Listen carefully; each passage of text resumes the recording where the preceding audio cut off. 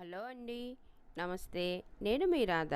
నేను ఈరోజు చేయబోయే రెసిపీ ఇంట్లోనే మనము ఓవెన్ లేకుండా స్పాంజీ లాగా స్మూత్గా ఉండే బొంబాయి రవ్వ కేక్ ప్రిపేర్ చేస్తున్నాము.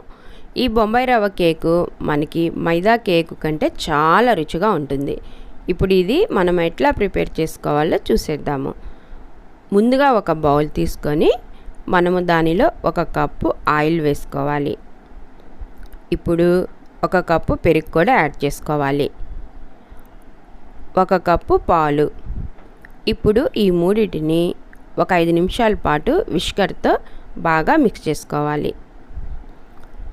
ఇట్లా మిక్స్ చేసుకున్న తర్వాత ఇప్పుడు మనం దీనిలో 1 కప్పు లేదా కప్పున్నర బొంబాయి రవ్వను కూడా యాడ్ చేసుకోవాలి.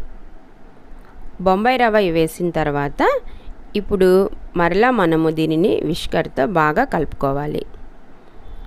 ఇట్లాగా బాగా మిక్స్ చేసుకున్న తర్వాత ఇప్పుడు మనం దీనిలో 1 కప్పు చక్కెర కూడా వేసుకోవాలి.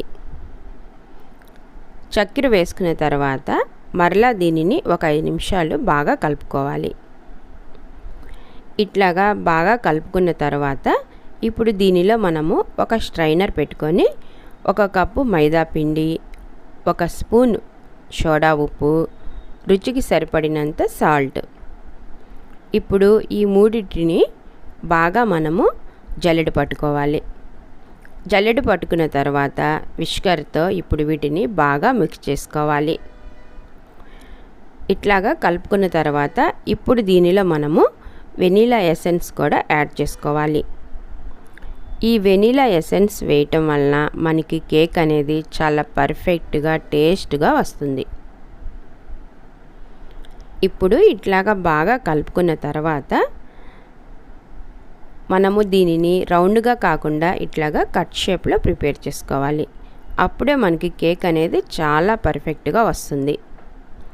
ఇట్లాగా ఒక 2-3 నిమిషాల పాటు బాగా కలుపుకున్న తర్వాత ఇప్పుడు మనము ఒక బేకింగ్ ట్రే తీసుకొని దానికి కొద్దిగా ఆయిల్ వేసి బ్రష్తో ఈ అడుగు భాగం అంతా ఆయిల్ అయ్యేలాగా బాగా అప్లై చేసుకోవాలి. ఇట్లాగా అప్లై చేసుకున్న తర్వాత ఇప్పుడు మనం కొంచెం దీనిలో మైదా పిండి కూడా యాడ్ చేసుకోవాలి. ఇట్లాగా మనము మైదా పిండి ఈ అడుగు భాగం అంతా అయ్యేలాగా బాగా ట్యాప్ చేసుకోవాలి. ఇట్లాగా మైదా చల్లుకున్న తర్వాత ఇప్పుడు మనము ముందుగా ప్రిపేర్ చేసిన ఈ కేక్ మిశ్రమాన్ని ఈ బేకింగ్ ట్రేలో వేసుకోవాలి. మరీ గట్టిగా కాకుండా నీళ్ళగా కాకుండా ఈ క్వాంటిటీలో కలుపుకున్న తర్వాత ఇప్పుడు మనము బేకింగ్ ట్రేని తీసుకొని ఈ కేక్ మిశ్రమాన్ని దీనిలో అప్లై చేసుకోవాలి. మొత్తం ఒకేసారి కాకుండా కొద్దిగా వేసుకోవాలి. ఇప్పుడు దీని మీద మనము కొద్దిగా కలర్ఫుల్ కోసము బాల్స్ కూడా యాడ్ చేసుకోవచ్చు. ఇట్లాగా బాల్స్ వేసిన తర్వాత ఇప్పుడు మరలా దీని మీద మనము కేక్ మిశ్రమాన్ని అప్లై చేసుకోవాలి. మరి బౌల్ నిండుగా కాకుండా మనము కొంచెం వెల్తిగా దీనిని వేసుకోవాలి. ఇట్లాగా వేసుకున్న తర్వాత మనము ఒక 3-4 నిమిషాల పాటు ఈ బేకింగ్ ట్రేని ఇట్లాగా బాగా కుదిలించుకోవాలి. ఇట్లాగా కొద్దిగా వెల్తిగా వేసుకోవాలి. ఇట్లా కుదిలించిన తర్వాత ఇప్పుడు మరలా దీని మీద బాల్స్ చల్లుకోవాలి. మనము దీని మీద బాల్స్ కానీ క్రిస్టల్స్ కానీ ప్రిపేర్ చేసుకోవచ్చు. ఈ బాల్స్ అనేది మనము చూడటానికి కలర్ఫుల్గా ఉంటుంది. పిల్లలు కూడా ఇట్లా ఉంటే చాలా ఇష్టంగా తింటారు. ఇట్లాగా ప్రిపేర్ చేసుకున్న తర్వాత ఇప్పుడు మనము స్టవ్ వెలిగించి ఒక మందపాటి పాన్ పెట్టుకొని దానిలో ఒక స్టాండ్ ఉంచి ఈ బేకింగ్ ట్రేను దానిలో పెట్టాలి. ఒక 40 నిమిషాల పాటు మూత పెట్టి మనము ఈ కేకును బాయిల్ చేసుకోవాలి. ఒక 40 నిమిషాల తర్వాత మనకి కేకు ప్రిపేర్ అయిందో లేదో ఒక టూత్పిక్తో గుచ్చి చూసుకోవాలి.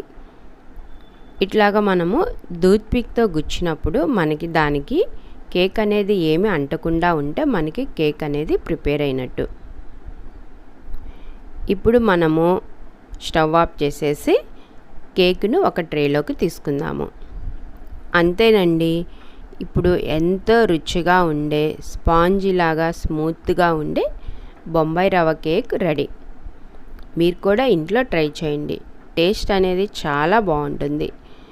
సో ఏదైనా మనకి ఇంట్లో వెకేషన్స్ అప్పుడు కానీ, పిల్లల పుట్టినరోజు అప్పుడు కానీ బయట తెచ్చుకోకుండా ఇట్లాగా ఈజీగా ఇంట్లో ప్రిపేర్ చేస్తే పిల్లలు కూడా చాలా హ్యాపీగా ఫీల్ అవుతారు. ఈ కేక్ మనకి మైదా పిండి కేకుతో కంటే బొంబాయి రవ్వ కేకు చాలా టేస్టీగా ఉంటుంది. ఓకే ఫ్రెండ్స్, మీరు కూడా ఇంట్లో ట్రై చేయండి. ఈ వీడియో కనుక మీకు నచ్చినట్లయితే లైక్ చేయండి, షేర్ చేయండి, సబ్స్క్రైబ్ చేయండి. Thanks for watching. నెక్స్ట్ వీడియోలో మళ్ళీ కలుద్దాం.